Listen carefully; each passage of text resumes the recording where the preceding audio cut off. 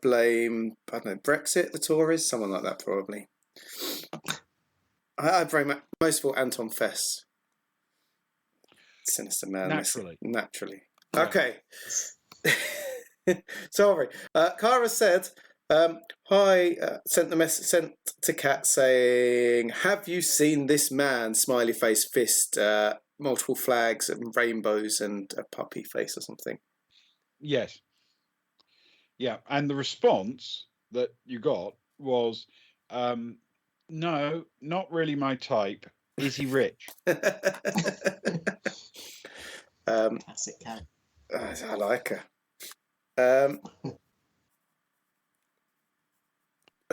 Cara will say he's certainly not rich in goodwill. Avoid him. If you do see him, could you let me know? Sure. Okay. You know, if he's a bad guy, there is always like the police.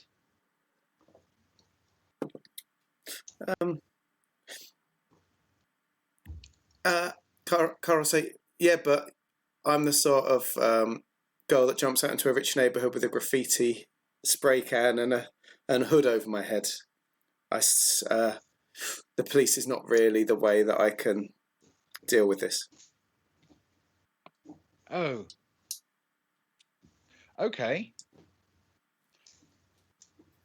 Then maybe just don't hang around with him all that much then. Oh, bless her. Solid advice. Oh, bless her. Cara will do a sort of a big smiley face with the two, like the hug emoji, and say, "You're wise beyond your years. I look forward to seeing you later." Drink emoji, drink emoji, drink emoji. Yeah, looking forward to it. Fantastic, and that's enough for that rather strange conversation. Okay, so you have made your way along the lakeshore up to the Coronet Hotel, and it is turning into a pleasant late afternoon, sort of very very early evening. The sun is gently heading down, and as you make your way back in, you wander into along the lakeshore between two of the towers that form the basic circumference of it, and into the grassed semicircle, and obviously on your right, out towards the sort of edge of the circle, there is the lobby and the entrance to the hotel.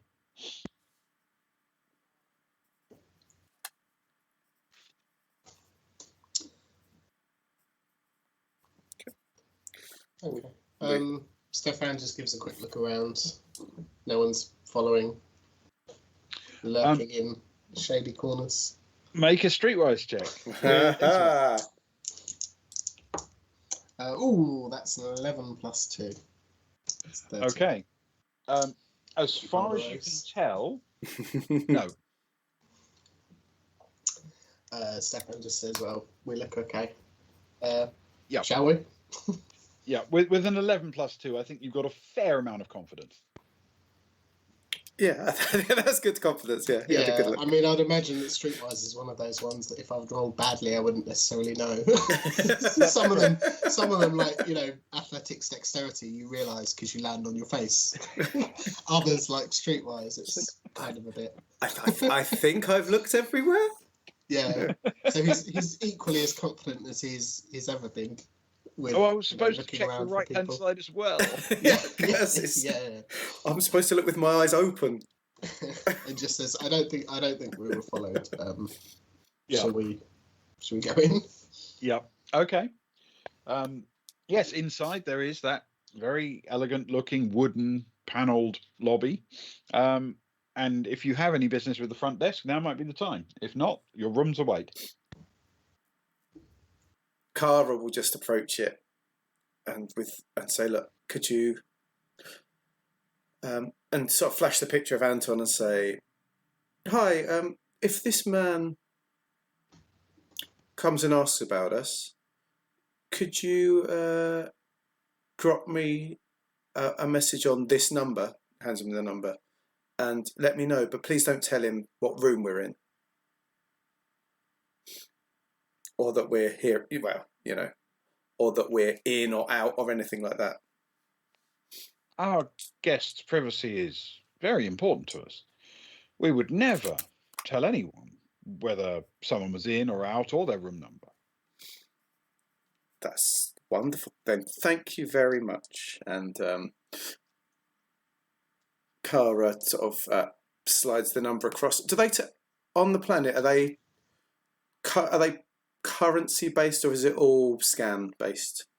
It's essentially electronic all the way. Okay. Yeah. Is there something that's it's a hotel, so there must be a tipping routine. Yes.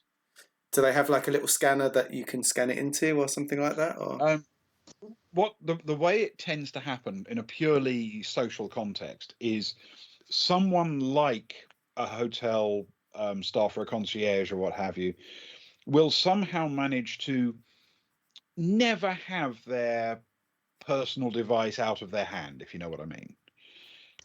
If they've just dropped off the luggage in the room or something like that, then even before they've turned around, they will have pulled out their personal communicator as if they're going to check a message or find out where their next assignment is or something like that, just so that should you want to, you can wave yours over theirs and give them some form of gratuity. Yeah. In which case, not having much knowledge of what gratuities are worth, Kara keys in 100 credits, and which seems like a lot, I think, and scans it over his and says, "Thank you so much for your discretion."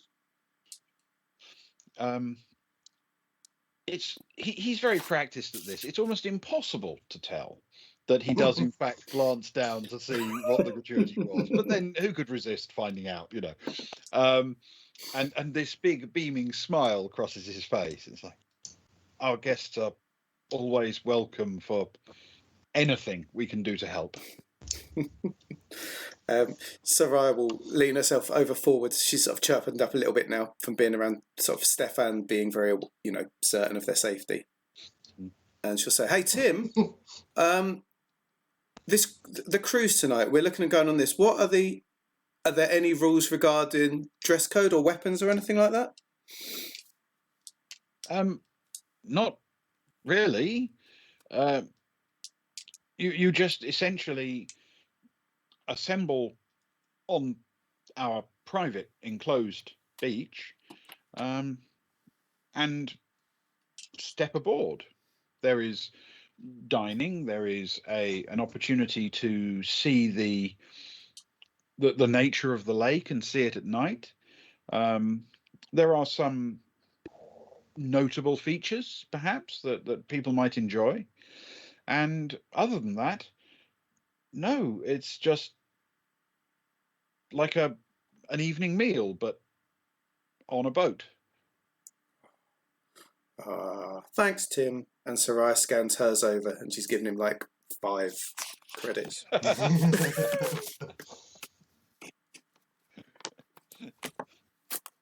Yes, excellent. Yes, he smiles a little nod of acknowledgement. He's a classy kind of guy. He's a classy kind of guy. It's the thought that counts. It's the thought that counts. Well, if you get 10 of those in a day, and yeah, you're almost well, you are. You're halfway to Kara's. Just for informing somebody about the dress code and the weapons policy on the cruise.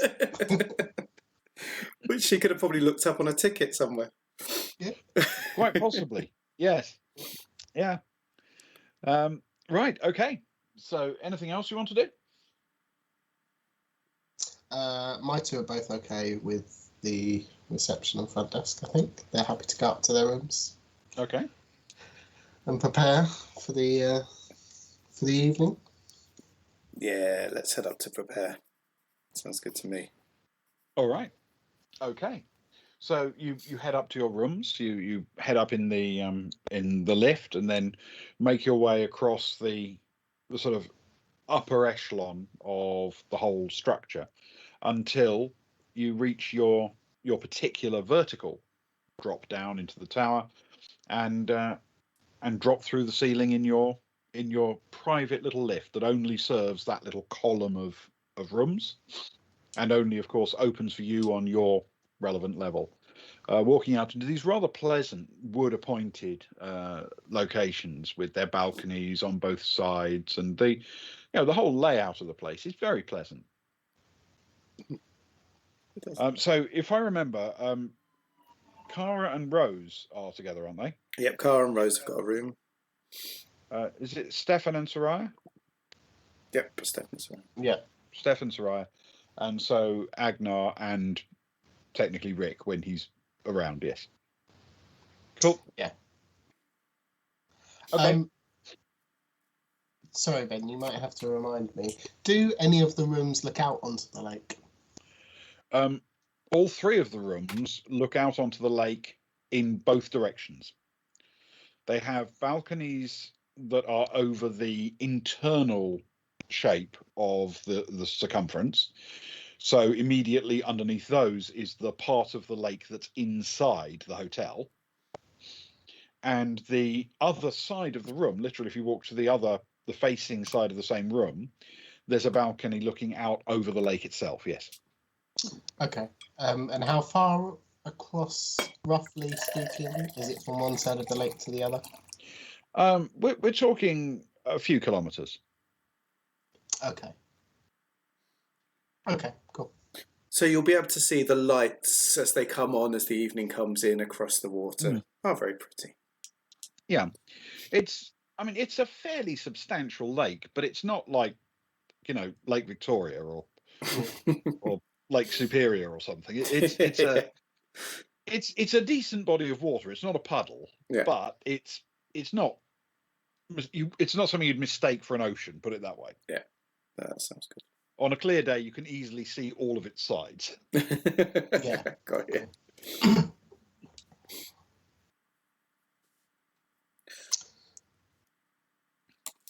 Cool. How do we feel, Ewan, about seeing if Zoe wants to join us on the cruise?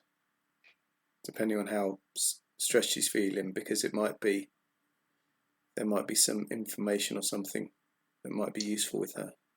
There could be a conversation to be had, I suppose. She might say no. The tickets came with the rooms, didn't they? So we've got, in theory, 6. Is that right? 6. Yes, in fact, the cruise is private to you, as arranged by the hotel.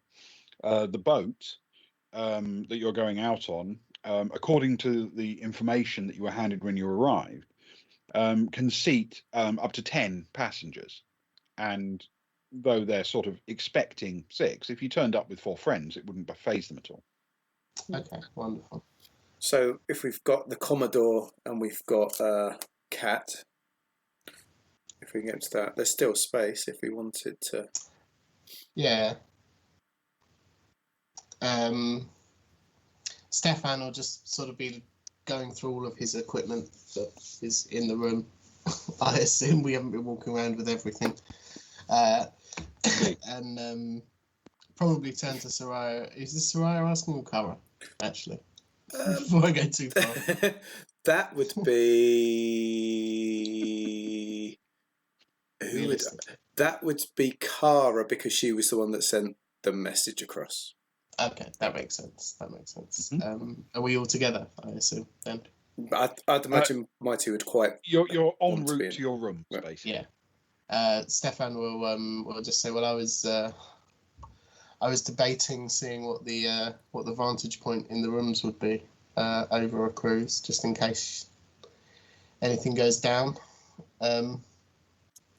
Maybe staying behind with a rifle or 2.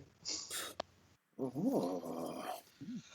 So there could be a spare space, but I mean, it seems as though we've got space anyway. Soraya sort of shoots Stefan a slightly sort of worried and uncertain look, I guess, at the thought of him not being there.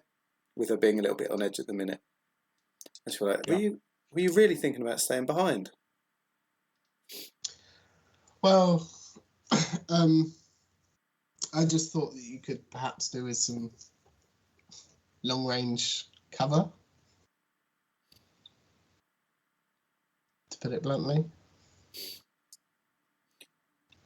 Or not. the sort of the slightly open up, her slightly wide-eyed look at you as she's trying to mix between what's strategically right versus what is, I guess, what feels right, if that makes sense.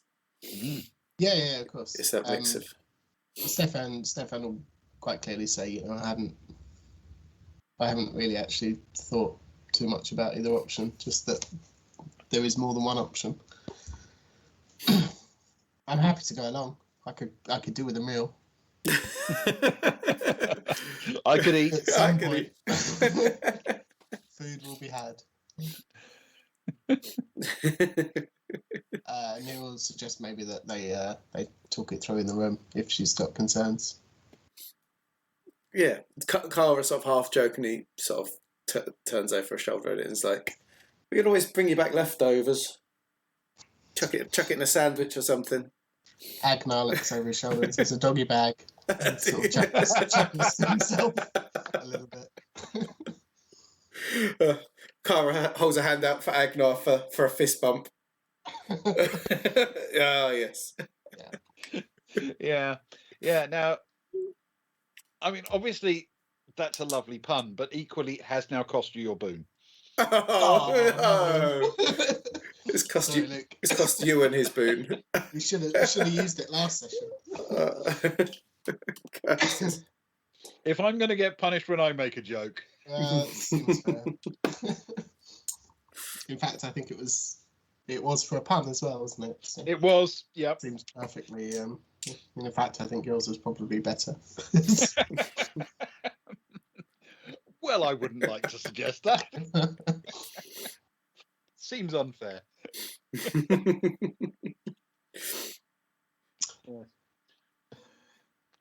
So, okay, you guys head back to the rooms, and if there's anything you want to do, I mean, do you want to send a message to Zoe? Yeah, Cara will send a message to Zoe. It'll be, "Hi, we've booked a private ship for tonight on the lake. It's us, 2 people, a girl, and potentially someone that might be useful for trading or dealing or something. Mm-hmm. There's space for you if you want to come. We would be out, away from prying eyes, if you wanted to catch up and hang out or chat." Okay. All right. It's a few seconds before you get a response by text, which simply says, "Okay." Nice. Cara will do thumbs up emoji, the sort of, the okay hand signal, and sort of send her where the jetty, a bit of time and jetty kind of information. All right. And sort of see you there. And that's it. Okay. All right. So, is there anything else you need to do before it's time to prepare for the trip and head out to the boat? As he is getting ready, can Agnar send a message to Sammy and say a very similar thing? We've got a private cruise booked for tonight. It should just be us on the ship. Do you want to come along so that we're there if you need us? Okay. There's food. Yes, there's food. And alcohol. You won't stop. And alcohol. And next message, and alcohol. So, Yeah, well, there's nowhere you guys go where there isn't alcohol. So, yeah, the response is I think I'll stay on the Baltic Star.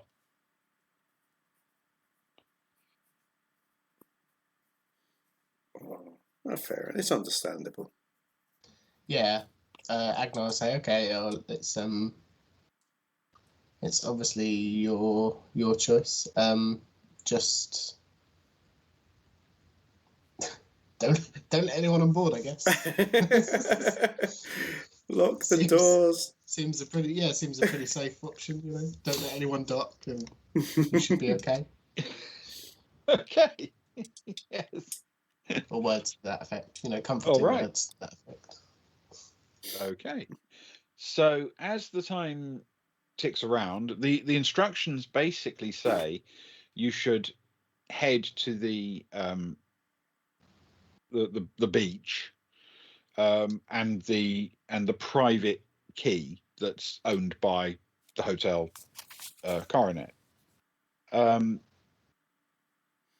The way they've arranged it is that there is a bridge right in the middle of the circle of the hotel, which essentially connects the middle of their little bit of private beach to a tower on the very edge, you know, the furthest one into the lake. And that bridge at its far end pokes through a little archway in that tower and then continues out into the lake as a sort of mooring point and a floating quay for pleasure boats and the like. So because of where you are in the in the hotel, it's actually quicker for you to head back up to the main circumference of the hotel and then just head around to that tower and straight down onto the foot of the quay rather than the beach. Makes sense. But either will work, you understand. Yes. As he was getting ready, Agnar's probably got the same combat armor on that he wears all the time. You know, he hasn't particularly dressed up, but he probably did spend an hour or so polishing the boots, and pinning, you know, a couple of medals that he carries around with him normally to his chest to you know, make it as formal attire as he can. His boating medals. Yes, yeah. The equivalent of his military uniform, but not, because he doesn't have one anymore. Oh. No. Yeah. Yes. But, you know, dressing up for an officer's dinner, but not quite. Yeah. Doing the best he can Exactly with what he's got. But that's exactly what I'm sure he's planning to do. Okay. So you guys take the opportunity to get your preparedness underway. You head down and find yourself essentially at this little in this archway, which is the junction between a footbridge heading back towards the middle of the beach, and beyond that, in a straight line, the reception of the hotel. And in the other direction, there is a sort of quay stretching out, and standing right in the middle of the quay next to an open, very shallow draft, but quite elegant looking skiff style boat. It's quite broad, sort of almost rectangular in plan. Very shallow, but very nicely designed for river and lake kind of work. It is mostly occupied by a large and elegantly laid table. The front of boat. The front of boat. Nice important part. As for historical reasons, we have to refer to the bow. Yep, the front of boat. Contains a bridge on an elevated level, and underneath it, what seems to be a large open kitchen for preparing food for the guests. The boat is actually parked stern in against the quay. There's a little a little sort of gangplank to take you over onto the boat, and it is at the foot of the gangplank that somebody is standing waiting to welcome you aboard. And as you're sort of taking all this in and taking a couple of friendly steps towards the boat, you catch a glimpse from overhead of an approaching aerial craft, essentially an air raft in design, and it seems to come in very, very quickly and very steeply, but fast and smooth. And just at the right last second, it does the most beautiful pirouette, almost turning on its nose, just coming down in a spiral with its nose down in the middle, and the tail of the raft sort of coming down, spinning around it as it comes down, to make the most balletically perfect landing, almost without a ripple, on the water, directly the other side of this quay from the pleasure boat. And as soon as it touches down, you can see that though it is indeed an air raft, it's an air raft with a boat hull underneath it, so that it can be used to fly to and from water areas. And immediately, the front of it opens where it is landed, and out comes this very distinguished looking man. He's about 70 years old, perhaps, human, and everything about him exudes wealth and confidence. Alongside him, a very elegantly dressed woman, perhaps in her 50s, who, as soon as they've passed out onto the gangplank, links arms with him.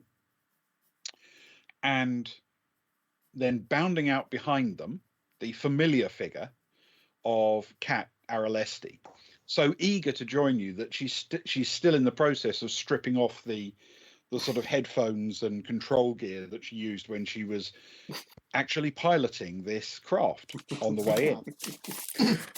And it seems the girl's got skills. The girl's got skills. Yes. And that seems like, despite our slight interruptions, that seems like a good moment to take our halftime break. Yeah, Yes. I think that makes a lot of sense. Cool. Thank you, everyone who has stuck with it. Appreciated. We will take a 5-minute break. Hopefully the internet will stay on while we do it, and we shall be back after that.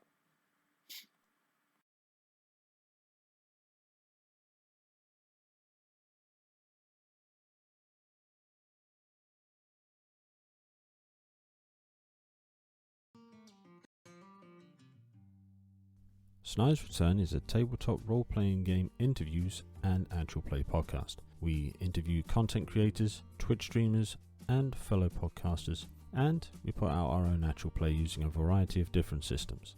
So come and join us, come and have a listen.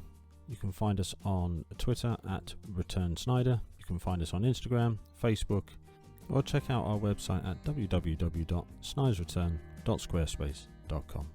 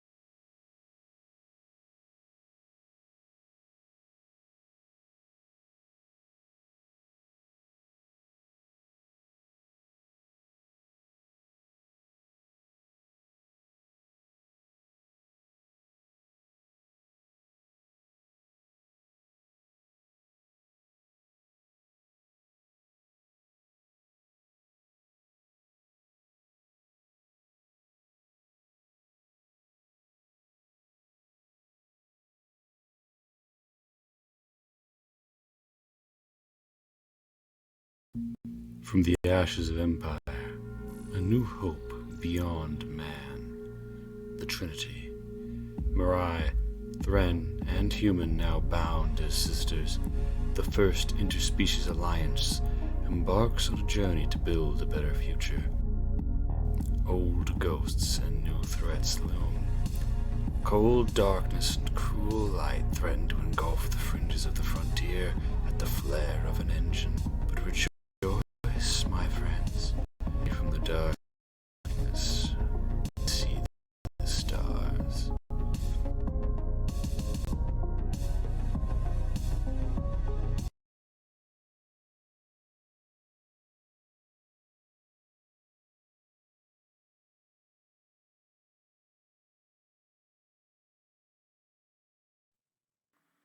Welcome back, everyone, to part 2 of Boys from the Baltic Star. Hopefully we're going to ease through this second half without any internet problems at all. Over to Ben. Yes, because I have a tale of woe to recount. It is a tale of 3 gross injustices. The first happened when I lost a bet. Basically, the NPCs lost a competition against the PCs. And it was a very unfair competition because the PCs actually got to choose which of the NPCs they brought down, and they didn't bring down the most competent. So it has to be said that was very unfair.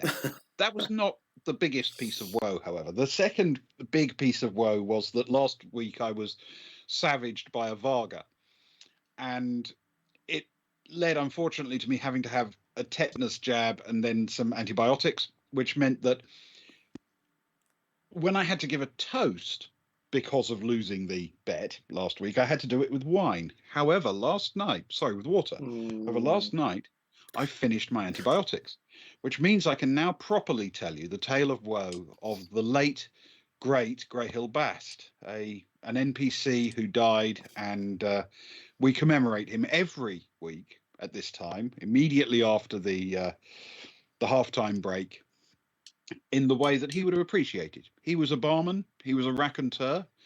He was, frankly, far too fragile for this dangerous universe filled with flying ammunition. And our brave and impressive NPCs cowered behind him, allowing him to soak up all of the bullets that, frankly, would have been better spent on them. And he died a hero, as most heroes do, sobbing and begging for his life. But still, it falls to me, for the duration of this period before we have another competition with better NPCs, and someone else has to take over, to raise the formal toast to the late, great Greyhill Bast.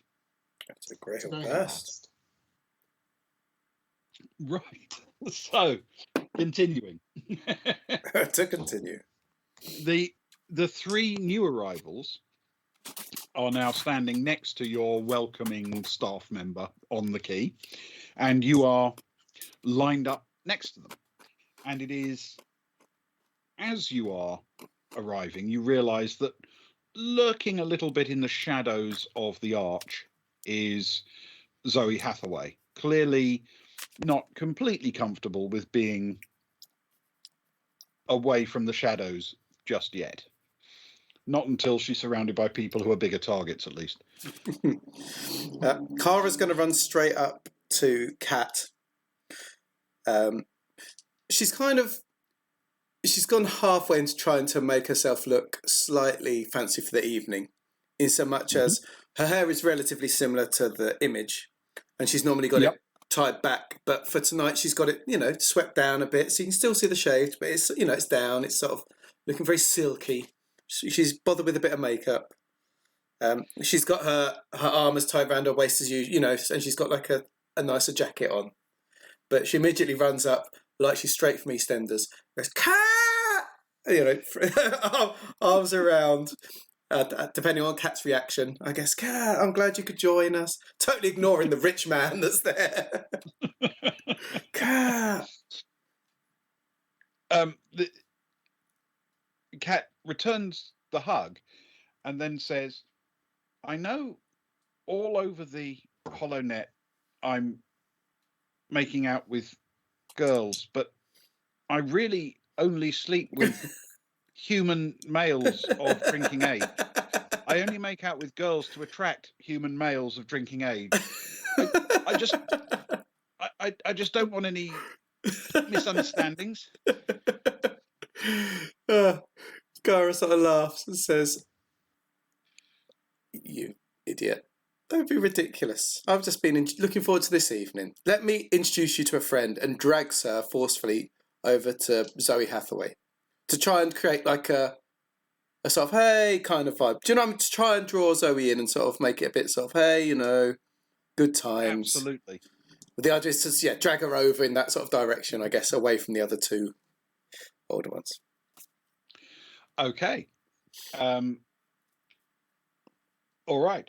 So now confronted with what is clearly a slightly more festive atmosphere, Zoe seems to lighten up a little bit, seems to relax just a fraction, and says hi and offers a hand for a shake and so on. And this time it is Kat's turn to grab Kara's hand and drag her towards the other two people she arrived with. And she immediately sort of introduces, "This is the Commodore." And this man sort of nods, slight smile. It's formal, but not unfriendly. And she then immediately turns her head slightly to introduce the woman, and his lovely wife, Angelica Darwin. Angelica Darwin, Darwan. Darwan. Kara sort of half curtsies, I guess. He's like, charmed, I'm sure. Thank you. Nice to meet you. Thank you for joining us. She's a little bit awkward. She's a little bit awkward. It's a bit out of her comfort zone. Darwin's face breaks into a beaming but shallow smile. She seems to have done a lot of these kind of social events. And she says, "Charmed. Call me Angelica." Kara said, call me, and you can call me Kara. Sort of smiles a bit playfully. Leans back over her shoulder, Agnar, and says, "Just as an aside, Ben, would a Commodore outrank a general? I know they're different things. How does ranking work in military and non-military and all those sort of things?" If he's actually a Navy Commodore, then he would be the equivalent, very roughly, of a major general. Okay. Kara will lean over her shoulder to Agnar and say, "Hey, General, here's a Commodore." No, I'm sorry, Brigadier. Okay. Apologies, Brigadier. Brigadier. So a general would actually outrank a Commodore. Okay, she'll sort of lean over and say, "Hey, General, here's a Commodore," and sort of move aside as if to sort of like welcome him up as the next person, sort of thing. Agnar will stroll up and say, "Oh, please, Kara, former general." And he'll introduce Agnar Arnson and offer his hand out to the Commodore. The Commodore shakes it with a smile. And to his wife as well. Of course. Yeah, she again smiles and offers a hand for shaking. It's a fairly... It's not exactly an effusive greeting, but they seem reasonably friendly. He'll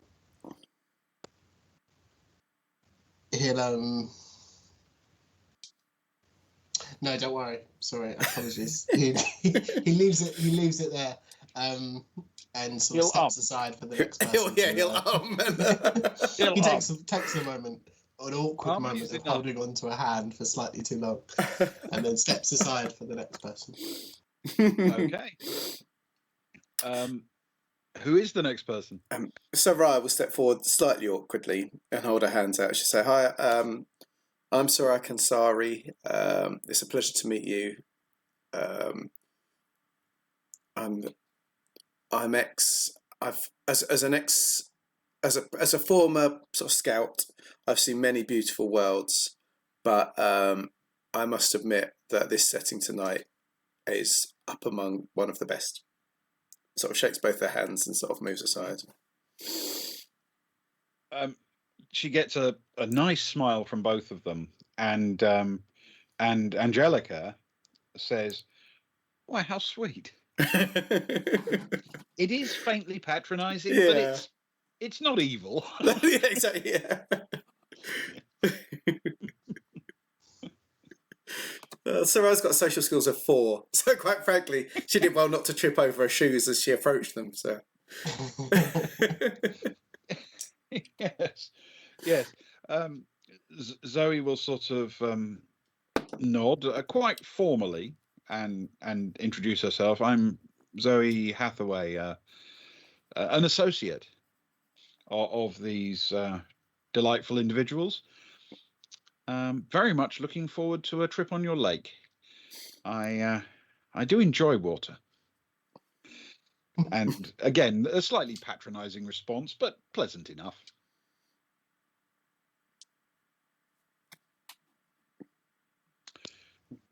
As soon as there is a break in the sort of introductions and everybody knows enough about each other to get on with the evening, the man who's been standing there patiently waiting to sort of welcome you aboard the boat steps quite smartly forward and sort of, he doesn't exactly stamp his foot, but he brings it down with enough force that everyone turns to pay attention to him. It seems a practiced gesture to introduce himself to a crowd, and he nods very formally towards the Commodore and to Angelica, before sweeping a gentle smile across the rest of the group and says, "Good evening and welcome to this cruise. May I say, Commodore, it is a particular honour to have you aboard. My name is Horatio Perry, and I am going to be your captain and your master of ceremonies for this evening. And I hope I will have something interesting to tell even such notable local dignitaries as yourselves about the lake and the islands right here. Please step aboard." Oh, it's a strong name. Horatio Sorry, Perry. out of game for a minute. You're lost in the glory of the moment. Agnar gestures to the Commodore and his wife and allows them to be the first on board, should they wish, and no one else jump in front. Like holding Cara back.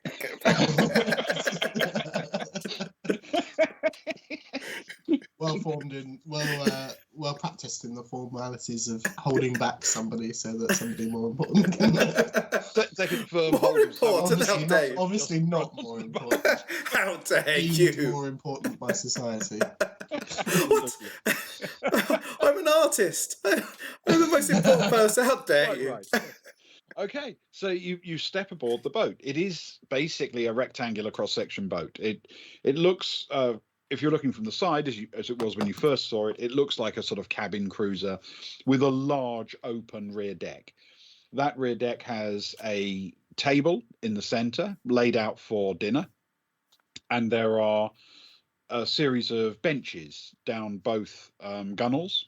Not a single long bench, but broken into sections, to make it easier for people to sit there and swivel their legs parallel to the bench direction, to make it easier to look over one side or another as they wish.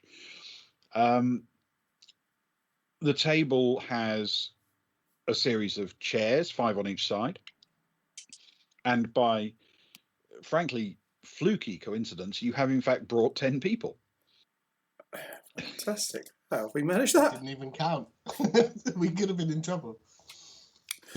R6 plus their 3 plus Zoe. Yeah. Ah, fantastic. There are 10 of us. Look at that. It's perfect. Yeah, potentially. You had available 10 slots. It's astonishing. So yeah, sorry, I think you've actually only got 4 of you plus Zoe plus the 3, haven't you? So it's actually only 8 of you, I think. Yeah, we never actually got Rose and Ritzgum. They're probably still at Earth Park, just enjoying the vibe. Yeah. Yes. So you make your way aboard. The upper deck is designed to be a very simple bridge, and you can see the controls with a swiveling captain's chair up there, and that is where Perry steps up. He goes up on top, he sits down in the chair and immediately swivels it to face you, and begins to tell you a little bit about the way the evening will work. In the area underneath that raised bridge area is a galley, and it is an impressive looking galley. It's effectively sort of one end of the square of the boat. It has 2 people working in it, and it is a fully professional kitchen laid out there. So they will be preparing the food just a couple of yards in front of the end of the table, and then delivering it straight from the kitchen to the table as the dishes are ready. The entire boat seems to have this crew of just 3 people, Perry and the two cooks. One of whom is a very, very large Aslan, and the other a fairly petite human female. Are they well and truly about their work? They are fully engaged with moving food items from stove to oven to plate to whatever, and largely ignoring the guests. I mean, obviously, as they move from place to place, they throw a smile occasionally in the guest's direction, but they are working. Yeah, very much working. A job's a job, I guess, for them. They're probably doing it all the time, so yeah. Sure. Yeah, and they don't want the guests to have to wait for their food or anything, do they? No, exactly. All right. Good on them. So you know, I suspect it's a judgment call how friendly you be compared to how efficient you are. It's that kind of thing. So within a few seconds, Perry says, we will essentially this evening be doing a lap of the lake, beginning with the Great Dam, then the shoreline of our capital, with all of the government buildings and relevant commercial spaces. Then we'll take a look at the ridge line and the fascinating rock formations there. And if we've timed this correctly, the light should be just perfect to catch them. Before heading back down the coast, with the beach here on this side of the lake, taking in a few of the hotel and resort locations. And then for the remainder of the time, as people have an opportunity to share a few drinks and have a quick conversation, we will simply maneuver ourselves around the lake to find the best places to see what's going on out there. So if everyone's ready, we'll get started. He throws a control lever, and a little magnetic device that was used to hold the painter to the key unlocks, and the painter falls free into the water and then retracts smoothly into the back of the boat. And at the same time, so does the gangplank. electronically just smoothly slides in, its handrails folding flat as it does, and sliding into the boat just underneath the deck. And within seconds, there's this faint hum of a sort of electric motor as the boat gently sets off on its clockwise tour around the lake. Oh, lovely.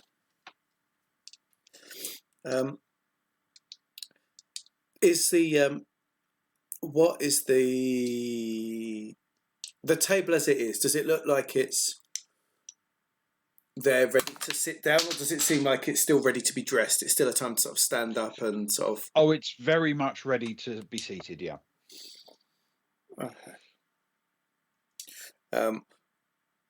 Sarai wants to sit down, but of course, being awkward, she keeps looking over to those that have got higher social position than her to be like, sort of a bit edgily, sort of like moving around a little bit uncertainly. As people sort of mingle, nobody seems particularly eager to take a seat until there's food coming to them.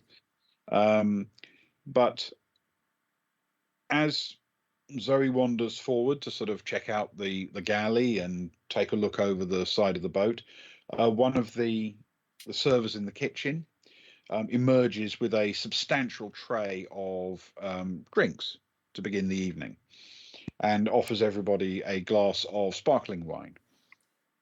Ah.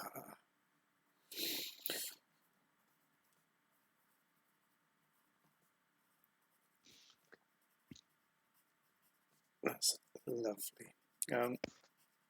Cara will go forward and she'll grab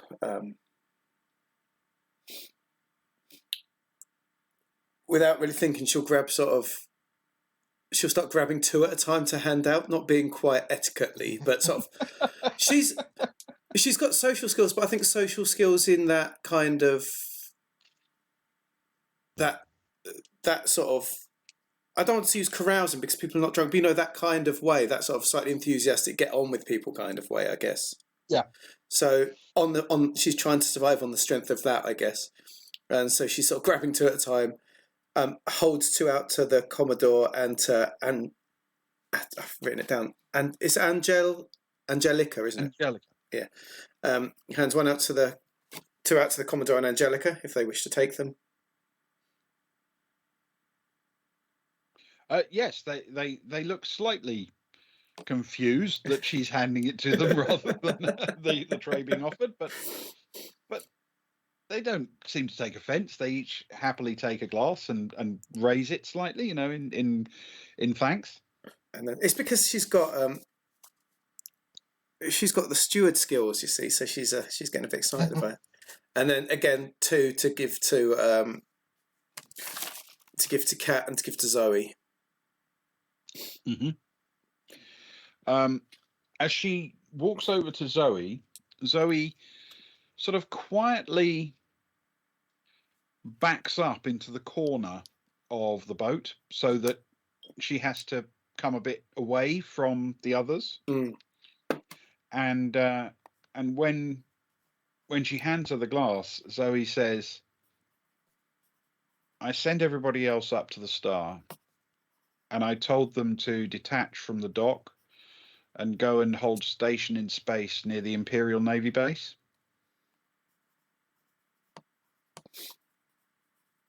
Cara sort of keeping her back to everyone else. Sort of says that's a really good call. Actually, that's a really good call. Thank you for joining us tonight. It was certainly a shock for us when we saw him, and but hopefully we're in a relatively safe position right now. And she say, "Are you armed at all?" Very. Anyway, what could possibly go wrong on a boat trip in a lake? Exactly. Cara rolls her eyes and looks out into the deep water. The deep, deep water. in the background, you can hear Perry cheerfully explaining the virtues of the dam and how deep it is and how much material went into it, and how exciting it is that the train system actually runs through the dam, that it's got a hollow back to it. And he says that it's slightly a shame that for the most part you can't see the trains or the sort of structure of it from this side, because obviously on this side almost all of it is obscured by the water. But as he draws closer, he says, however, there is one place where, in order to make a control system so that they could track the water level easily from the visual inspection inside the dam, they did put transparent elements into the dam, and not many people know this. So he carefully brings the boat to a stop and suggests that everybody look out of the port side.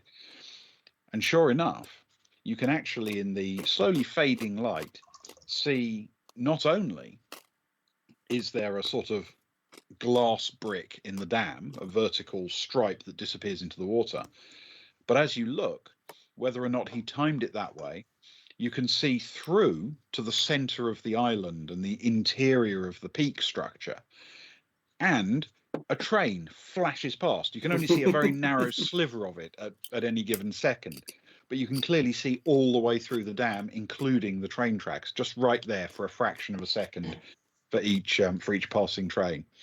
He seems to regard this as an enormous revelation that will excite any person who's never seen a dam before. And as soon as the train has gone, he gently applies the power and sets off towards his next revelatory announcement. Meanwhile, the cooks have come out and started laying out plates at the table, and it's becoming clear that the Commodore is sort of circling towards one chair where he's expecting to sit. Is there a head of the table? No, there are 5 chairs on each side. Agnar will take a seat at the end of one of the tables. Okay. One of the benches. At the stern or at the bow? At the bow. At the bow. Okay. Fair enough. Then Agnar will be sitting directly opposite the Commodore. Wonderful. Sorry, Ben, just so that I've got this straight in my head. Pito was where we bumped into Anton Fess. Am I no, correct? Rena. You bumped into Anton Fess on Rena. Rena. Right, okay. Wonderful. Where the Black Sun headquarters is. Yes. Okay, perfect. Pito, you've sort of seen, but not really explored in detail. It's the capital peak. Yeah, okay, perfect. And the boat is now on the southern side of Lake Simel, following the curve of the dam. Yeah. And heading towards the sort of southeastern corner of Pito, loosely. Perfect. Okay. Wonderful. Yeah. Stefan will probably take it a little bit easy on the drinks until we're past Pito and on to the return section. Okay. Yes. Excellent. If you're paying attention, and she's not hiding it, Zoe has taken a sip of her sparkling wine and has quietly put it down somewhere and doesn't seem particularly interested in finding it again. Fair enough. She's social enough to take the sip. That's good. Well, she's got to raise a glass to the late, great Greyhill Bast, hasn't she? Of course, it's only right. Does either the Commodore's wife, Angelica, or Kat make a move to sit next to the Commodore? No. Angelica will sit next to Agnar, diagonally opposite the Commodore. In which case, as there is the potential of business to be done, and Kara was the tradie person, she will sort of walk up to the seat next to the Commodore, and she doesn't want to assume anything. She'll look in his eyes as she says this, and she'll say, "Do you mind?" And motion to the seat next to him.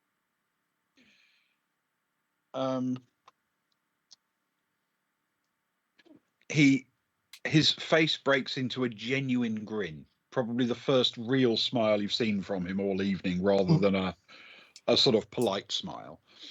And he says, "It would be my absolute pleasure." And then so Kara visibly relaxes, I guess, at that point.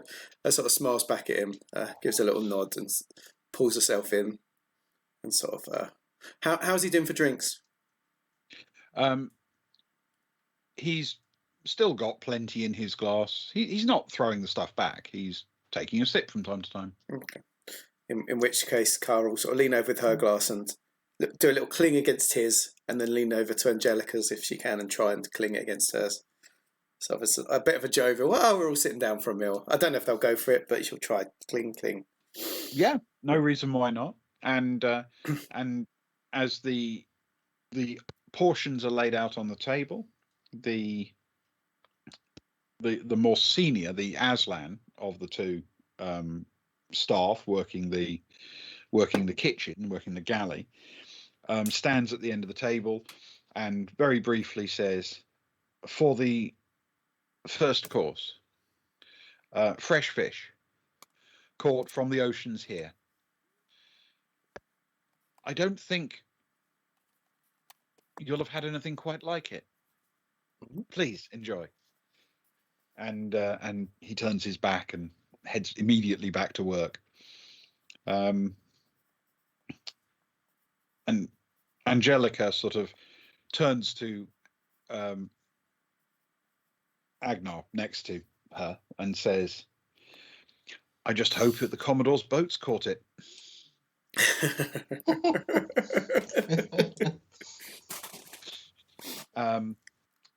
And as people settle down and find their own seats, she digs in with her fork, and immediately a look of genuine surprise comes over her face.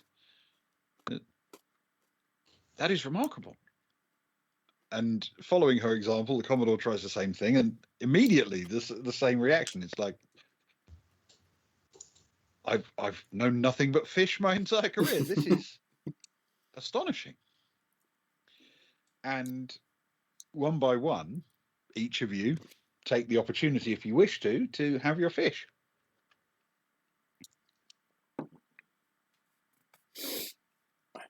I see no reason not to have our fish.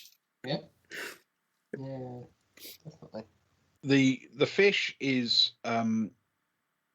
very white fish, probably a flatfish of some kind, very flaky and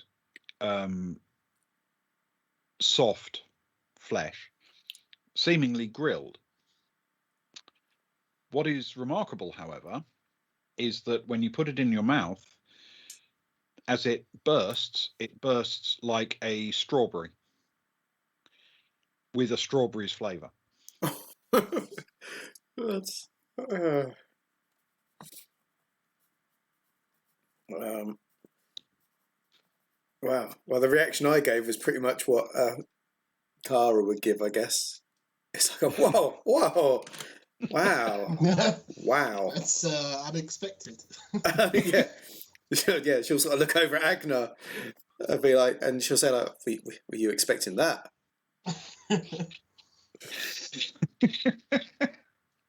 Definitely throws you out off of your comfort zone. Yeah, I mean, don't get me wrong. It's very tasty. It's very fresh. Yeah. It tastes lovely, and it's juicy and what have you. But it's just an extremely unexpected taste. It's exactly what you wouldn't anticipate. Yeah. And as you're all sort of enjoying this and trying it out for yourselves, you notice the Aslan sort of casting a sneaky glance over his shoulder to gauge some reaction among the guests, to find out if they were expecting that or if they enjoyed that. Stefan sort of looks over at Soraya and just sort of scratches up his face a little bit, like, what is this? Whereas Soraya's just basically gone through her whole plate immediately. I kind of see Stefan and Soraya down the other end of the table, pretty much. Yeah. I'm pretty sure that's where they'd be. So yeah, she's done already, and she's like, and so much. Do you want the rest of yours? He'll slide his plate over. He'll take one last mouthful and slide it over. No, have it. So Soraya will polish Okay. off most of 2 plates of fish. Excellent. Once again, there is a gap in the dining experience. You understand, it's intended to last the course of the evening, so they're not exactly bringing out bowls of gruel for you to plough through, and it's getting to the point where you are fast approaching the shore of Pito. So once again, timing it well to when people have had the chance to finish their first taste of food. Perry turns around and says, "Now this is the shore of Pito. Pito is the capital city within the capital city. Selville is a large and important city on this world, but Pito is the most important part of it, and the shoreline of Pito, in particular, is the most important part of Pito. So we're going to take a little look as we go along. You can see them from unfamiliar angles, and I'll tell you a little bit about the history of each one." And he proceeds to do so. And essentially, as you travel from south to north along that coast, what you discover is that the southernmost part, south of the little vague peninsula bit that sticks out in the middle, is largely a business district. There are a lot of highly regarded companies that are important locally. They're not necessarily intergalactic companies, if you know what I mean. They are local companies, but they are the oldest and most valued on Giikur, have their offices there. It is very modernist in design, but there is a classic style to it. And so it has that vibe of sort of the City of London or Wall Street or what have you, of being old money within the city. As you head a bit further north on that little peninsula that sticks out, he starts to point out the individual government buildings, the various ministries and government departments that have their own lakefront estates along that peninsula. And right at the tip of that peninsula, the ducal palace, where the Duke of Giikur holds court.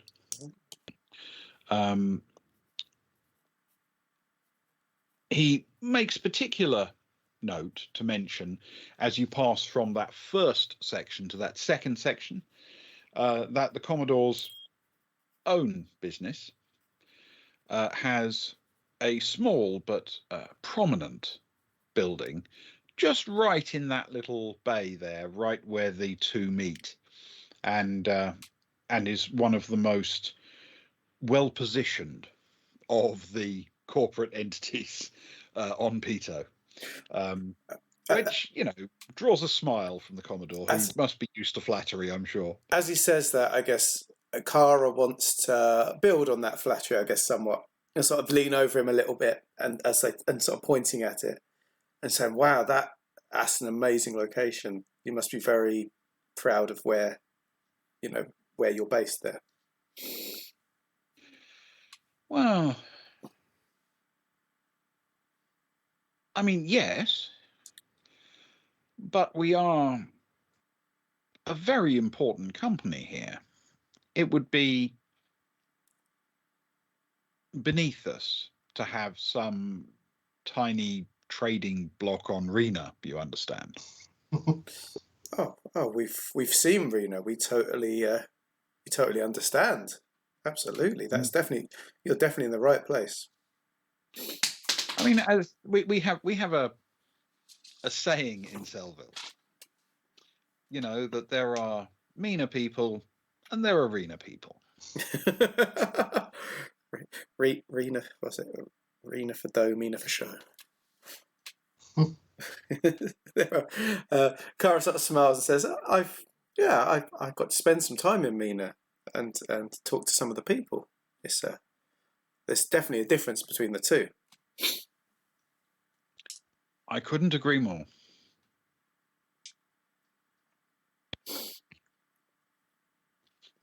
Okay. And as you pass the peninsula, you head into the sort of northernmost section of the coast of Pito. And Perry immediately starts picking out artistic centres. This is where you find the major theatres, the sort of opera house and the dance hall.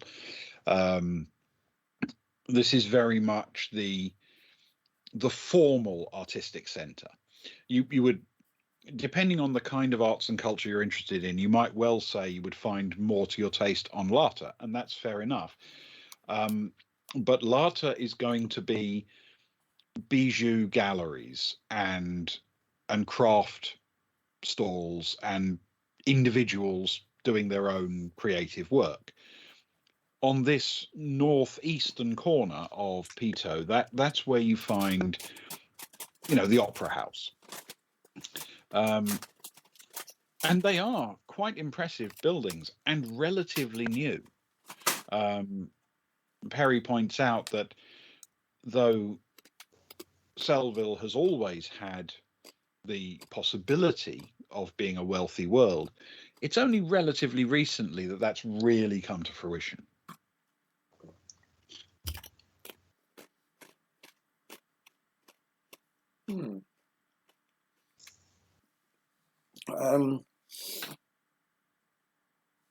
Cara will turn to sort of lean over, I guess, to Kat, and sort of wave my arm and says, "Kat, we're here for a couple more days. Is there anywhere you'd recommend for a good evening of entertainment?"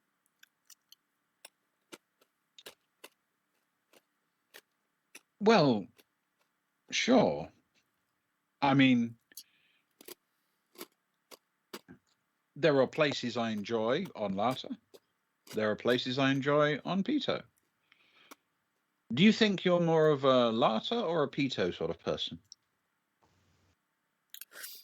Cara sort of raises half an eyebrow at Agnar. Says, "Agnar, what do you think? You and me, are we Pito girls or Lata girls?" Agnar will say, "I'd say you're definitely a Lata girl." Okay. But, you know, should the situation call for it, I'm sure there's work that could be done on Pito. Sort of gestures with a little. Well, zhuzhing up a bit. The best place on Lata, if you were to ask someone like me, is the Cascade. I've just did that before, actually.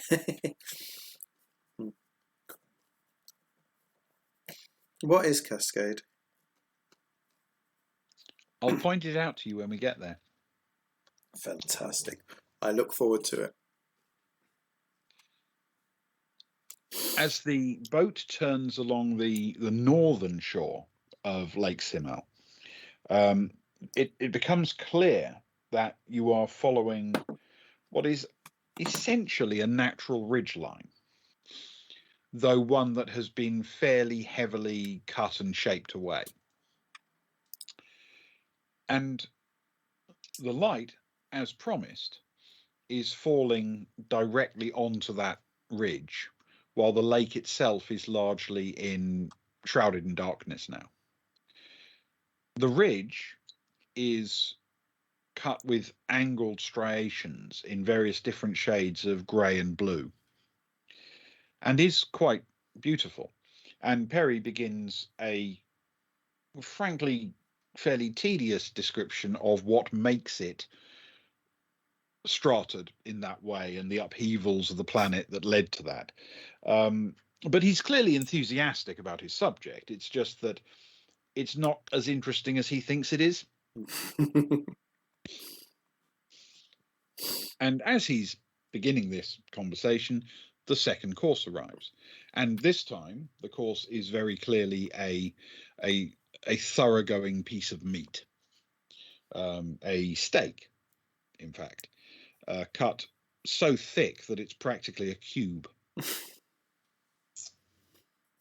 Very nice.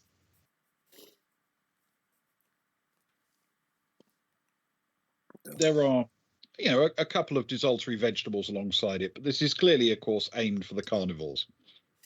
And once again, the Aslan stands at the end of the table and says, I do hope you enjoy this. This is actually from one of the side projects associated with Earth Park, when they were looking for species that had been made available to them. There were some that were of more interest and some that were of less.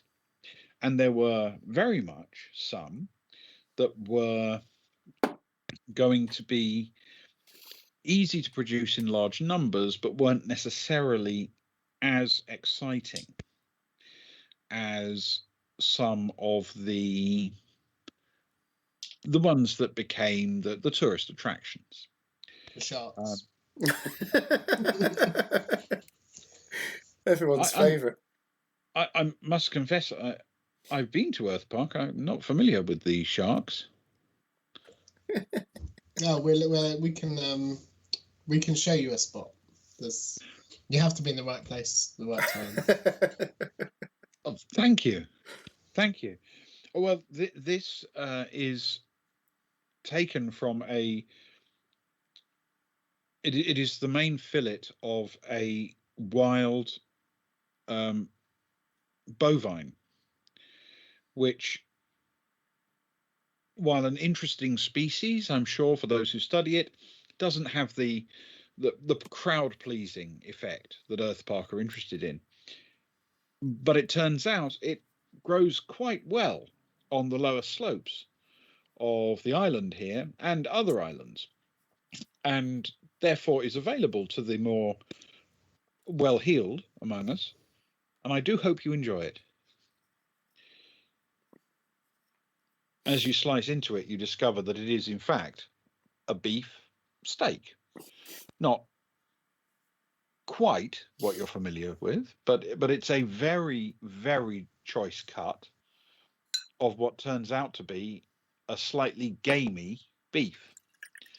A very, very nice flavour for those who enjoy their meat. And it doesn't taste of any berry.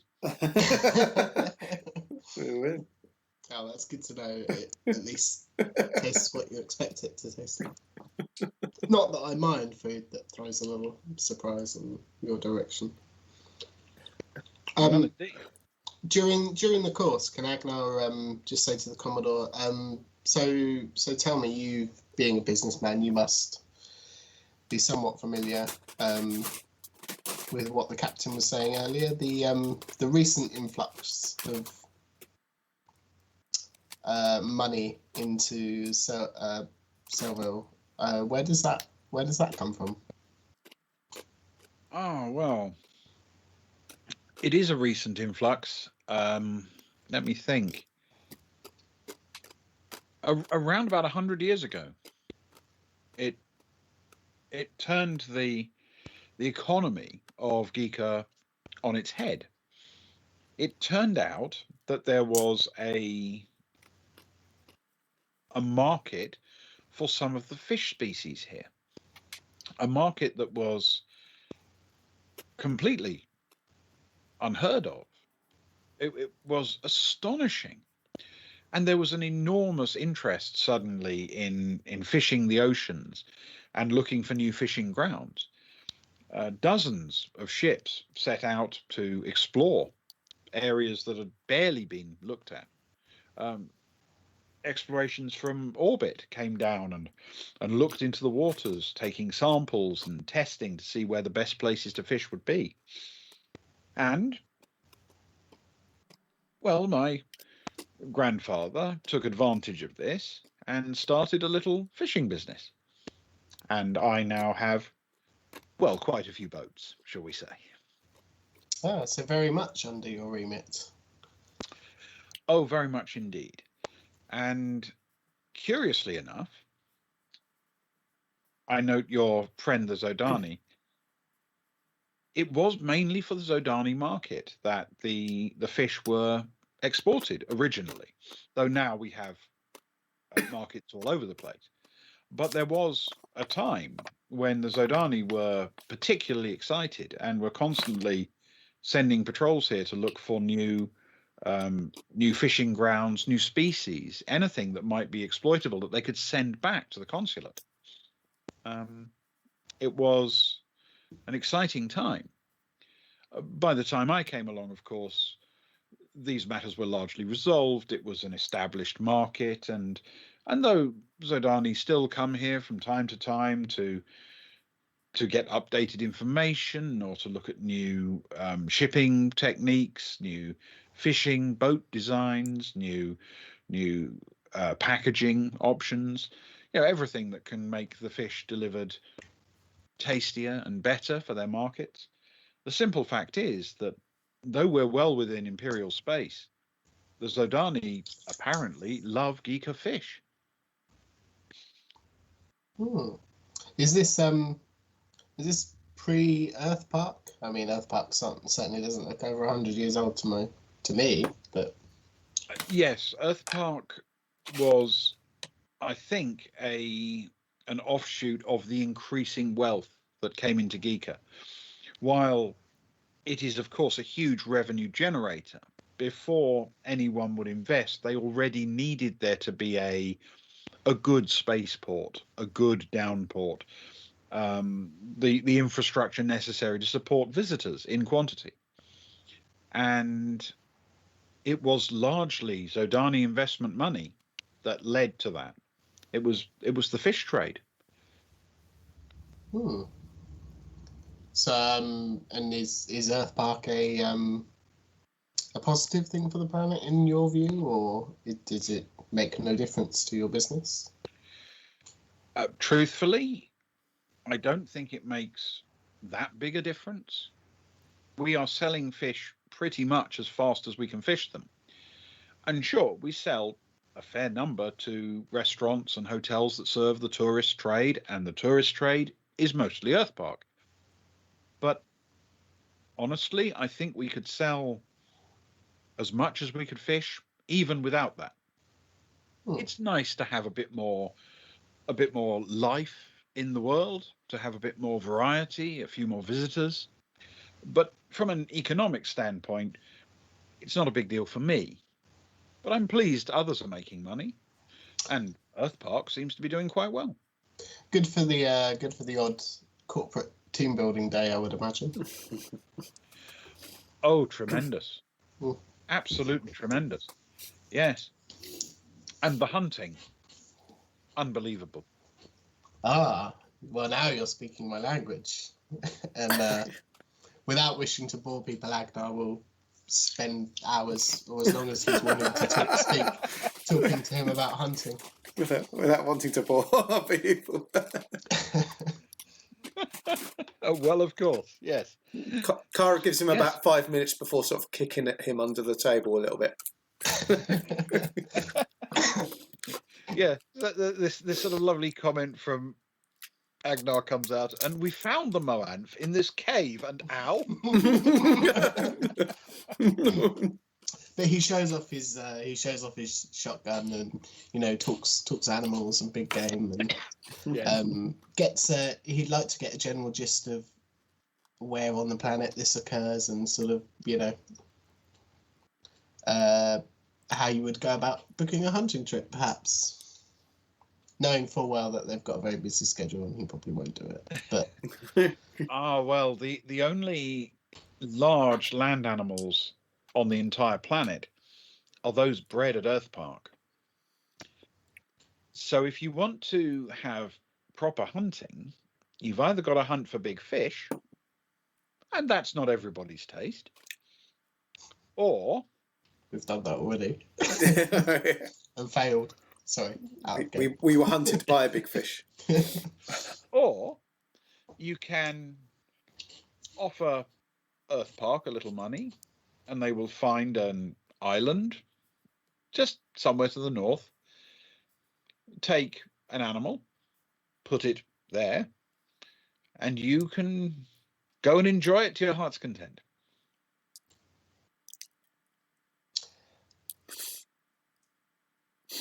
Wonderful. It sounds a very enterprising planet. I have a room in my home with 20 Smilodon heads on the walls. And each one is a magnificent story. It is a great, great place. Well, I would very much love to see that. It sounds heartwarming. Agnar will say. I don't agree. Agnar will say. Yeah, Kara's face has dropped a few degrees during this point, considering she was the one that refused to hunt Moamps in the first thing. She's gone more from genial to business, I guess, in her thingy, and is trying to have small talk with the wife while this is going on, rather than sort of get too caught up in it, I guess, with all this hunting jollity between the two of those. Yeah, well, fair enough. Zoe is enthusiastically enjoying her steak, and finishes it fairly briskly. And there's this sort of faint look in her eyes about, I could eat another one of those, if you know what I mean. Kara pushes hers up the table to us. She'll sort of see that and she'll be like, she's not going to eat that. And she'll be like,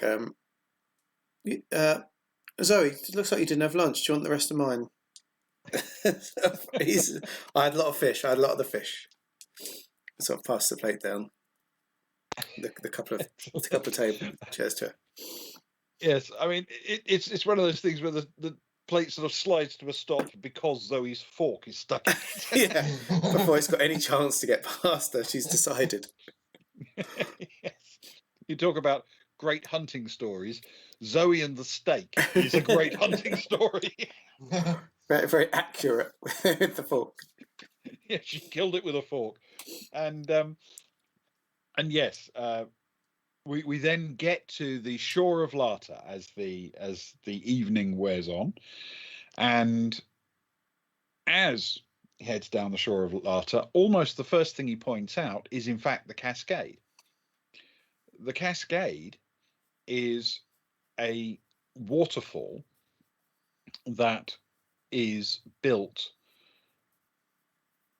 partly natural. It was sort of part of an original feature as part of the peak of Lata before it was leveled. And in honor of it, they've created an artificial one. A little bit at that westernmost corner of Lata where the ridge line connects it to Pito. Mm-hmm. A little bit hasn't been completely leveled. There's just a little bit of a peak there still sticking up. And from it, a waterfall that plunges into Lake Simel. And as soon as Perry is trying to explain this, Kat leans over as promised and says, "That's the cascade, not the waterfall. Look underneath it." And sure enough, now quite visibly lit because the lake is dark, the waterfall falls past a cave, and it's obviously not a natural cave. It looks extremely elegantly laid out as a sort of nightclub, bar, entertainment venue. And from the perspective of those inside, it must just be a nightclub where one of its walls is a waterfall. Hence the name. Right, this is where when Agnar gets all doughy-eyed and excited about hunting, this is where Kara's eyes go rather large at this point. She leans over to Kat. Is it easy to get in? Do you need to be invited? Can anyone go? How fast are the waters going? Yeah, I've got all these questions. It's it has two entrances, and one has a line and a list, and you have to be the right sort of person. And the other is through the waterfall. Oh.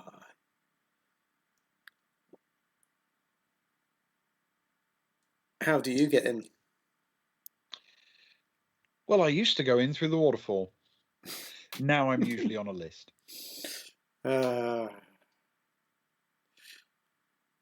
Stefan looks over the table at Soraya and just says, we're going there later, right? post cruise drinks. Post cruise drinks. Yeah, Soraya's definitely a couple more wines into it than Stefan. She's been very quiet and sort of just been knocking them back a little bit to soothe herself, and she's quite jolly by now. So yeah. Okay. She's like, at this point, Stefan will be back on the. He'll be more on a night out than being cautious. It's just like we're waterfall people though, aren't we? Let's face it. Yeah, you and me. Yeah, we're waterfall. We're waterfall people. Yes, if you're not known to the people there, then you probably come in through the waterfall. It does look. I mean, you can see loosely what's inside through the water. It does look quite a smart sort of place. Can Agnar he'll address the Commodore and he'll sort of say, sure, Commodore, a man of your stature, you'd be able to sort us out with entry to a place like that, surely? Well, I imagine so. Is that the sort of place you're likely to frequent? Well, we're quite an eclectic bunch. I don't know if you've noticed. And we do quite enjoy the evening out. So perhaps. I'd have to talk to my colleagues, but Of course, I'm sure it could be arranged. It's not a very good place for doing business, I find. It's quite noisy. And depending on the direction of the wind, occasionally damp. Kara will sort of lean over at the sound of the word business, I guess. She'll lean forward and sort of. She doesn't want to do it in any kind of sexual way, but in sort of, like touching the arm or the hand or something, like we're having a conversation, friendly but not too friendly. You know what I mean? Like a slight touch on the arm sort of thing. And she'll be like, but I'm sure that place is open for many more hours, and Horatio did say that even when we're finished with eating, there's still a little more cruising to do, and the lake seems like a very good place. After another wine or two, a much better place to do business. Absolutely. The wine is fairly steadily flowing. I mean, they're not pouring it down your throats, but there's no shortage of drinks. And a selection of desserts appears. There's clearly an attempt being made here to make sure that nobody goes away hungry, because the main courses might have been what the Aslan feels are his best work, but the desserts are scattergun. They are examples of every kind of dessert you could possibly imagine, and they just keep coming until people are full. So there are, frozen desserts, and there are fruit desserts, and there are cheesy desserts. You name it. And he's clearly doing quite a good job. The food is of good quality, and he seems fairly pleased. And you turn, as you actually said, you turn back out into the center of the lake, and Perry tries hard to sort of find elegant locations where you can see sunset hitting various buildings and coming down over the edge of the lake, and that kind of thing. And it's slowly darkening to a really dark evening, or dark towards the end of the twilight. And as it does, these quite impressive glow lights come on the boat to highlight the interior, but also to shine light out onto the water to make it a slightly more interesting experience for those on board. And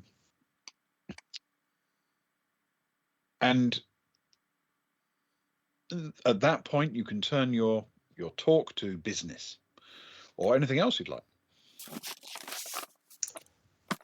Can Agnar just tag on to the very last bit of that previous conversation and just say, well, I think perhaps business at the lake, and then celebrating a new business friendship in a more rambunctious setting may suit well. Well, let's see how the business goes. Dragging 70-year-old fishermen out to clubs now, are you? Well, you have Actually, to see 70-year-old fishermen are always welcome. They're welcome to any club I run. Seal the business deal in some form. Okay. So as you head out, the mood turns towards business. And as you do, the communicators that the four PCs have cheerfully crackle into life for a second, and you get a little call come through from Officer Pramus. Oh, goodness. And she says, well, glad to see you're keeping busy. I've arrived back in system. I have to deliver my prisoner, of course, to the Imperial base here.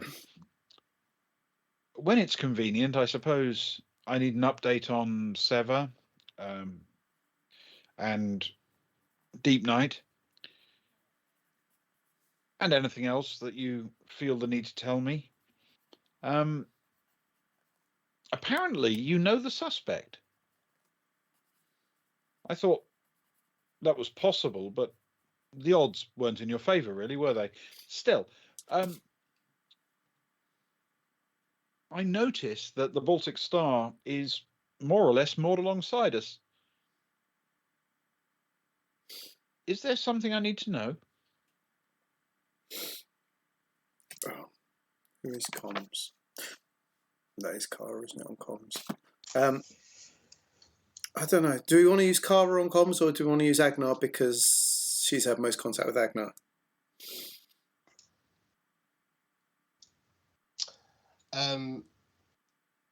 Agnar would be very curious about a couple of bits. He's happy to respond. Mm-hmm.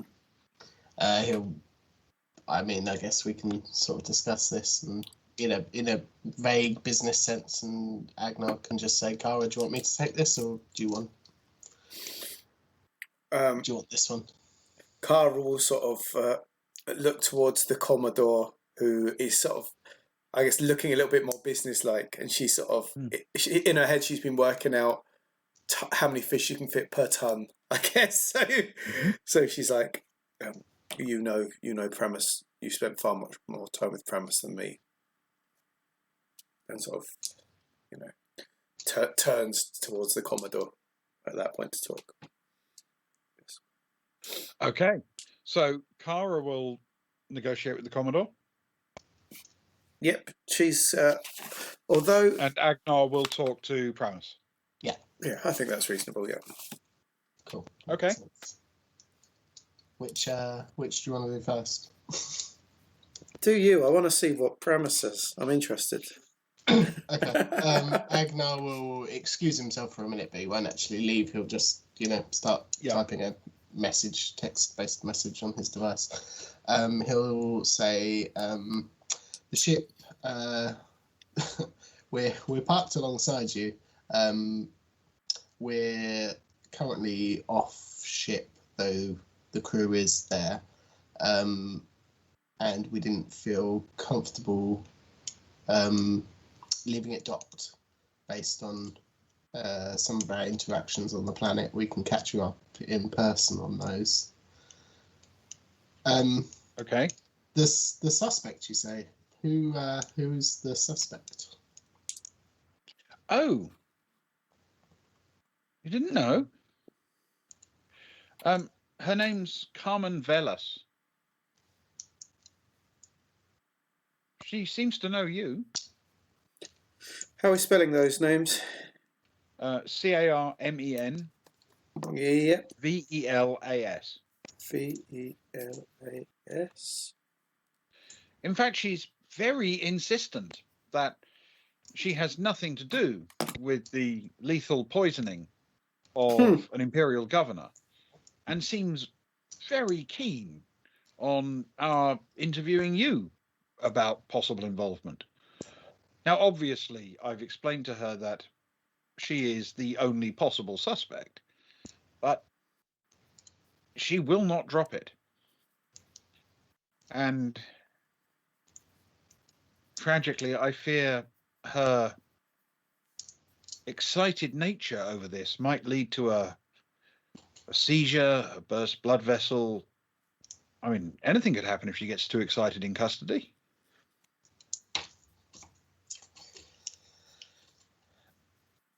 Agnar thinks back.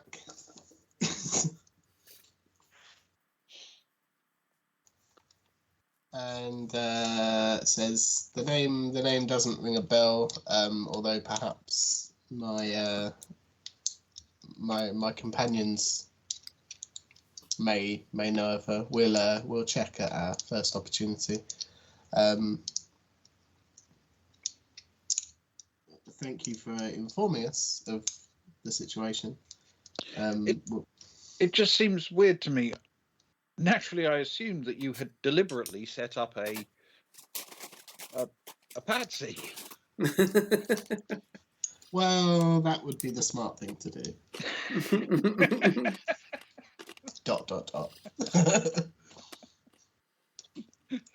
Yes. Well, then perhaps I will need to actually interview Carmen Velas and get some information from her, because I assumed she was just wildly misled, but maybe she's telling actual useful information. Oh no.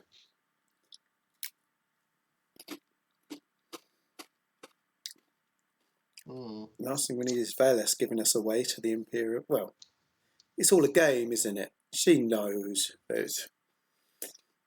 Yeah, the accident that may happen if she's too persistent with her.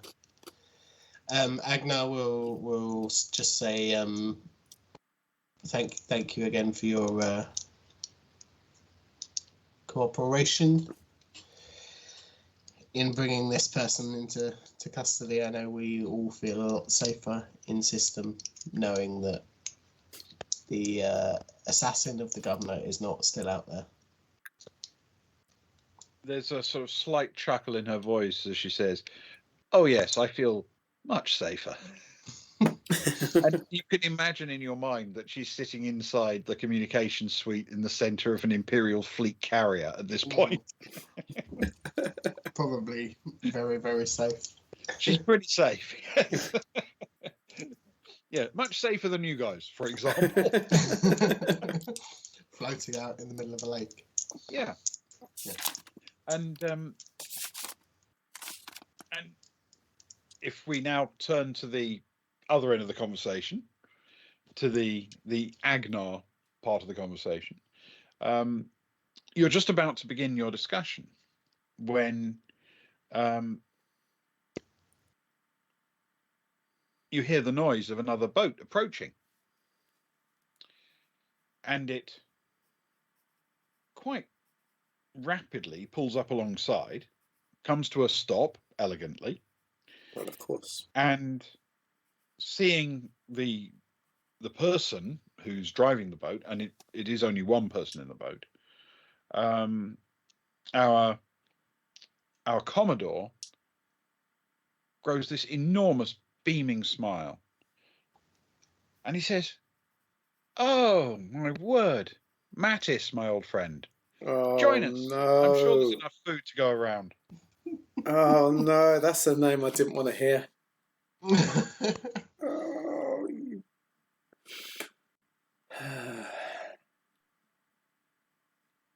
And sure enough, Mattis Fess steps out of the boat, Yep. also known as Anton, and steps over onto yours and gives a little sort of formal bow to everybody. And as he does, there is this look of absolute abject horror on Zoe's face. Yeah. And that feels like a good place to break. Oh, I feel bad for Zoe. Oh. I preferred the sessions where Fess wasn't involved, I must admit. I mean, I'll be honest, I was expecting him, but I wasn't expecting him in such a friendly manner. Yes, you're thinking back and thinking, I actually preferred the giant shark to Fess. Yeah, at least you know where you are with the giant shark. That's true. Most definitely. In fact, I think I would have preferred it if Fess had just planted an explosive on the ship and it would have just blown up and we'd have had to have dealt with that rather than this awkward social niceties that with vague aggressive undertones. Yeah. It's gonna be like a Bond film or something. The start of the next episode.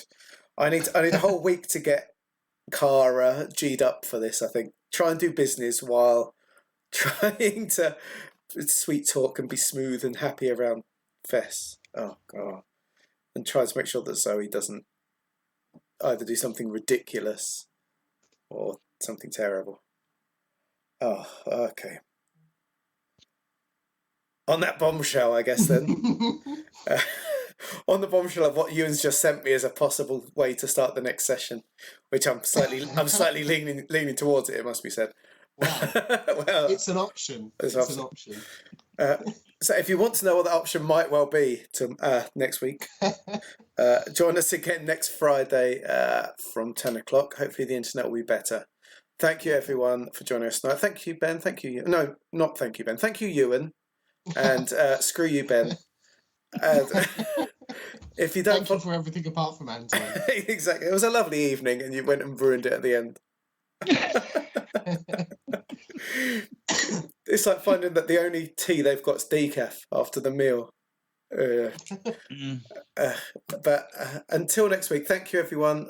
We'll see you next Thursday for a chat, next Friday for a session. Follow us if you don't already at Boys Baltic on Twitter, or follow us on Twitch is really appreciated. We're getting towards that 40 mark where 50 is in sight and the world becomes magical because we can do emojis and things at that point. Thank you to Already Half Splice. That's you, Ben, isn't it?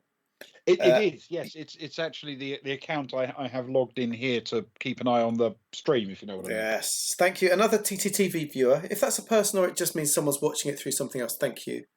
Thank you, Commander Root. You're back all the time and we really appreciate it. Thank you, $1 Million Ali, of course. There were other viewers from the ones that died earlier, but their names are lost forever. But thank you if you've watched through. And we will see you all next week. Until then, screw you, Ben.